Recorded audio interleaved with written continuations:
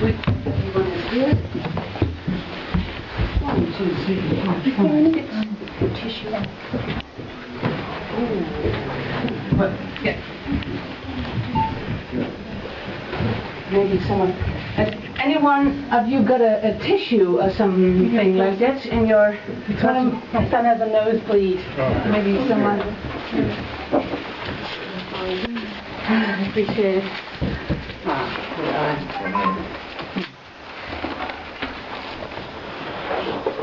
This fellow right here, thank you. Are we all there? Yeah. So, this was Corrie's bedroom, and I always show people this picture because this picture is being taken during one of the exercises, during one of those drills I told you about. You can see here Corrie's bed. It was standing over here, but we took it out to create a bit more space.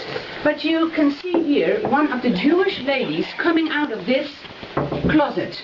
So this was the official entrance. You have to imagine, this was a normal closed wall. We only took some bricks out so you can have a look inside more easily. But this was closed, and Corrie was in her bed when that door opened and the 6 people in hiding rushed beside her bed into the hiding place. And you could only close it from the, from the inside out. There was a slider, and it was counterbalanced by these clock weights from the clock shop downstairs. And then you could lower this slider. And then Corrie took some things from the upper shelves and her own kind of a suitcase, and she placed it in front of the slider so it would look like a normal closet. And she could quickly close the door, went back into bed, and then the door opened again and this Nazi guy busted in shouting, "Where are the Jews?" and so on. Corrie was being taken downstairs for interrogation. And she was done in a very cruel way. She was slapped in the face until she was bleeding, and she almost fainted. And then she shouted, "Lord Jesus, please protect me." And then a Nazi officer said, "When you mention that name once again, I will kill you."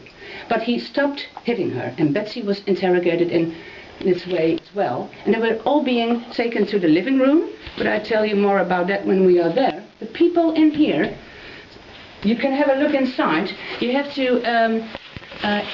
realize it was February, minus 10 degrees outside. There was no heating here, and the people were in here without any water. They only had a few of these biscuits, and they had a kind of a bucket. They used it as a toilet, and this was built for a maximum of 8 people. There were dead 6 of them. And they had to take turns to sit with their back against this slider, because the Nazis would come and they could look and knock. But this sounds kind of hollow. And then they took turns and sat with their back against this slider. So nothing strange would occur. So they had to stay in here 47 hours, 2 whole days and 2 whole nights without water, and they didn't know what would happen to them. So it was a very, very anxious time. And you can see when you have a look later, there is a little ventilation thing, but you can stand in there